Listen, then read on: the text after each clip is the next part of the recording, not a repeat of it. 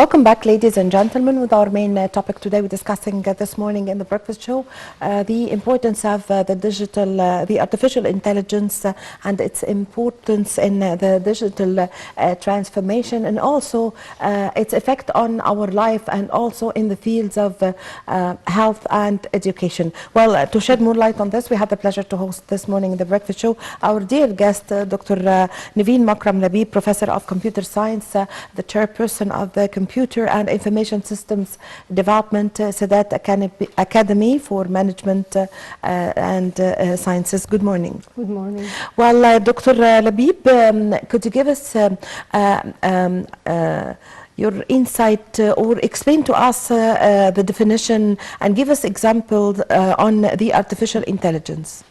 Okay, by artificial intelligence, we're mainly trying to imitate the human intelligence. Yes. So that the machines can help us in achieving all of our tasks and all of our goals. So we're talking about just transferring the expertise from humans, for human experts, to the machines. That's one side or one aspect of the artificial intelligence. The other perspective is that it can help in analyzing the data. We call it data analytics. It works on structured and unstructured and semi-structured data. Again, to simplify things, we're talking about whether we're talking about data, gender, male, female, or we're talking about comments, that's the unstructured data. By this set of analytics, we can get more indicators and present these indicators to the decision makers and the policy makers to help them in what we call nowadays the data-driven decision-making process. Yes, yes. So, Dr. Labib, what is the importance of the artificial intelligence also in the digital transformation, as actually the Egyptian state is now going on its way for transforming going to the digital government, especially as we are about to the whole institutions and the whole ministries are about to be transferred to the new administrative capital. Okay, let's first of all define what digital transformation is. Yes. Because we have actually three terms that people sometimes use them interchangeably, and this is not accurate. So we'll start by the digitization. In order to be able to apply what we call digital Egypt, we had to work on the available data. We had the data in records in the manual format. So we had, first of all, to change this, to transform these formats into from analog to digital ones. So nowadays we have computer files, not manual files. That was the first step that our dearest country were working on, this transformation from analog to digital, with all its benefits. Yes. The retrieval is much better, the updates and so on. Then came the second stage. With the second stage, we were talking about digitalization. By digitalization, we're working on the processes, trying to revise the different processes and tasks performed in any department. Sometimes we had to eliminate some of the processes to make life easier for the employees and the citizens. And other times we had to add other processes for this automation process. Yes. Then come the digital transformation. With digital transformation, we're talking about implementing new digital technologies in all of our tasks, in all of the different departments in any enterprise. Yes. Okay. So, Dr. Labib, could you give us examples or tell us the importance of the digital transformation for our lives, and how would it help us in our daily life? Okay, you mentioned at the start that there are several applications regarding the healthcare systems and regarding the education systems. Yes. And I think these are the two priorities in our country. So if we tackle, for example, the healthcare system, now we have the digital passport for the vaccine, for the COVID-19 vaccine.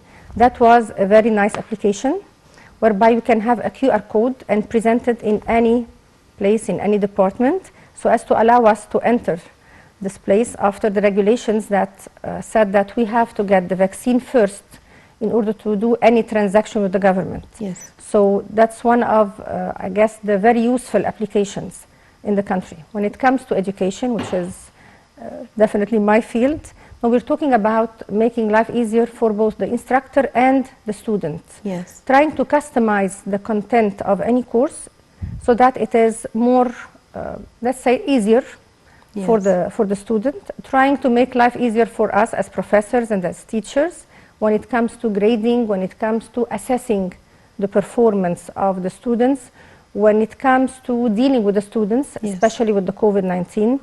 We couldn't really go to our universities and meet them, face to face, so we had to use other technologies in order to provide the same educational services. Yes. Okay, let's say, to sum up, that digital transformation aims at increasing the satisfaction of our customer, being a student, being a citizen. Yes. So, Dr. Labib, what is the link between the artificial intelligence and development? Artificial intelligence will make development much easier, because in order to do any development, you need humans. In order to deal with humans, you need to train them. So with the artificial intelligence, we were able to provide what we call the intelligent tutoring systems, which are systems, again, that are customizable for any learner.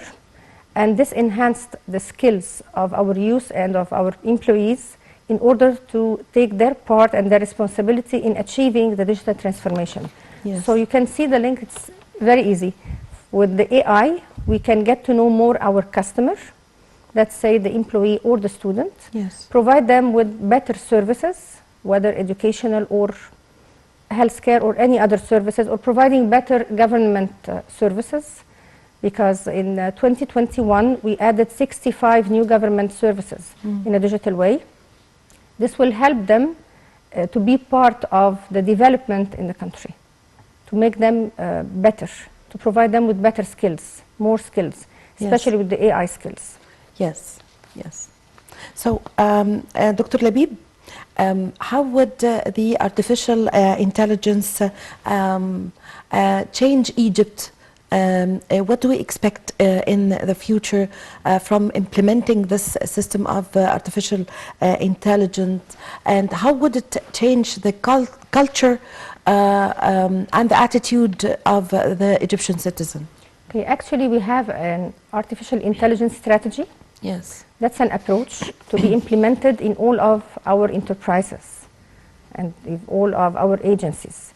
So we'll start by implementing this strategy, and then we can get the benefits of artificial intelligence. Yes. Mainly it's acting on the current data, the available data, and providing future prospects or future directions so that it can help with the strategic planning in the country.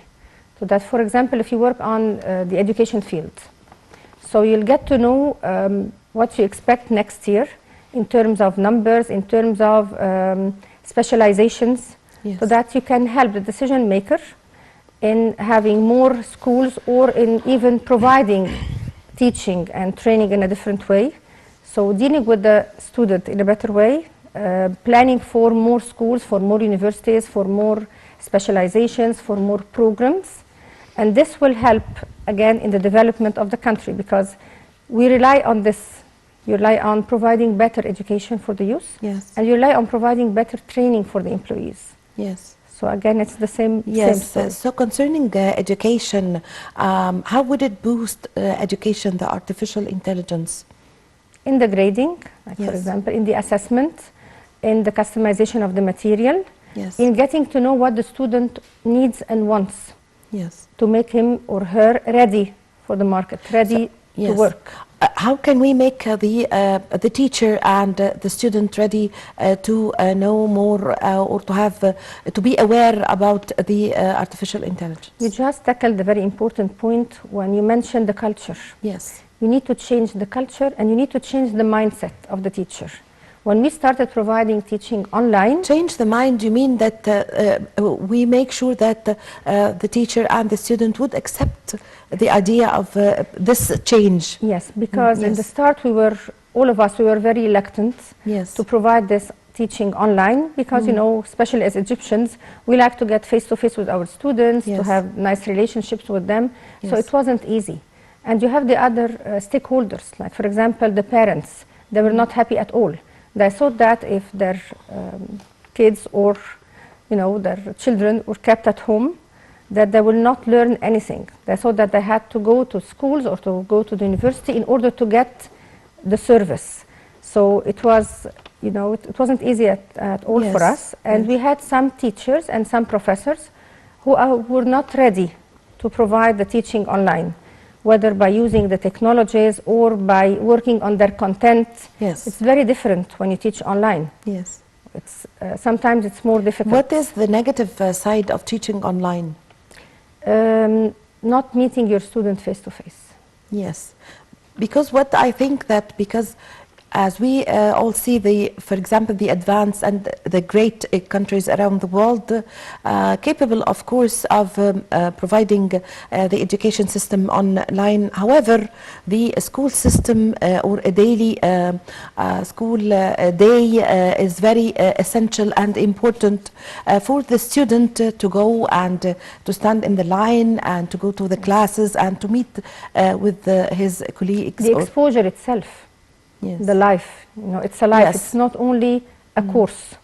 So we used to perceive it as a life. Especially in Egypt, because because the students and the pupils, I mean, are sociable more than any other country. Yes, we care more about the social skills. Yes. So by teaching online, you could transfer only the knowledge. Yes. And the information.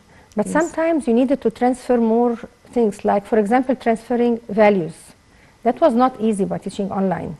But whenever you meet your student, it's different. You can talk to the student freely. You can discuss many other topics. It's a life. Yes. It's not only working from a screen. Yes. So maybe we need to tackle this point a little bit more and to have better relationship even through online options. Yes, yes. It would prepare the student to be able to deal with the society when he grows up, of course. The social skills. That's what we started to lack nowadays. Yes. Because you will find the student is always working on his or her computer. Yes. And that's all. But we need them to get out of the room, to go out, to meet other colleagues. But we can see that the idea or the concept in the whole world is now going to, you know, providing everything online. What's your opinion about this? It was a necessity. Yes. We couldn't have acted otherwise, because what was your other options? Yes. When we had some of the parents coming to meet us at university and asking, you know, that, and telling us that this will not be efficient and effective in teaching their children. Yes. And then we told them, okay, what do you suggest? What was the other option? Yes. Either closing and keeping your kids at home, or letting them go to schools and universities, which was at this time, you know, it wasn't that safe. Yes. It's not like nowadays. Or providing the same service online. So they agreed that that was the available option and the most suitable option. As we always say, there is not right or wrong, there is suitable and not suitable. Yes, yes. So, Dr. Labib, concerning the effect of the artificial intelligence concerning in the health field, and especially if we raise an example, what is it, how is it important, and the positive side of it, as now Egypt and President Abdel Fattah al-Sisi have launched the initiative of Decent Life, and it is going to cover the whole governorate in Egypt, and it's going to raise the standards of living of more than 53 million citizens in Egypt. So concerning the health care and developing the health care through the artificial intelligence, how would this artificial intelligence concept would help the state to provide the citizen with a real decent life on the health side? Again, in order to provide a real decent life for your citizen, you had first of all to get to know your citizen. And that was the main point, or the importance of such a great initiative. That nowadays we have data about our citizens concerning the healthcare. So when you have this data, you can work with the AI, with the artificial intelligence, as set of analytics in order to get to know, we do some classification and segmentation, so that we can get prepared with the hospitals, get prepared with healthcare systems, get prepared with the remedies, everything. That was not available before this initiative. This initiative was very good for us because one of the main challenges is the data. we couldn't have complete data. Yes. Now you have data, you have good data. The other Yes. data, we usually call it noisy data. Noisy is inaccurate and incomplete and not updated, and not credible. Yes. So nowadays, with this and other initiatives, actually, Yes. we have kind of a database for our citizens so that we can help providing better services for them, Yes, yes. especially with the medical insurance system. Yes, yes. So, Dr. Labib, how would the artificial intelligence help us during our, we spoke about our daily life, but about the modern life, in order to cope with other countries? You can make use of better digital technologies, Yes. especially when you talk about, for example, the smart cities.